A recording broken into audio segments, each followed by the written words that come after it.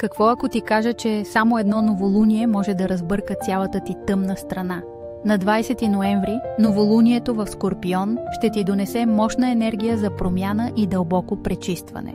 Съединението на Луната и Слънцето в Скорпион те подтиква да се освободиш от стари страхове, тайни и ненужни привързаности.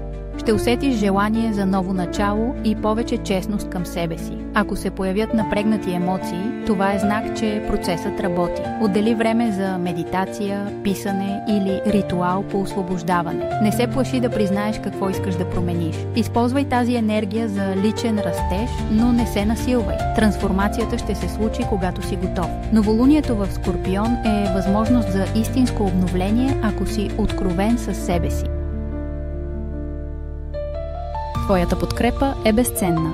С абонамента си ще бъдеш винаги сред първите, които получават нови дози вдъхновение.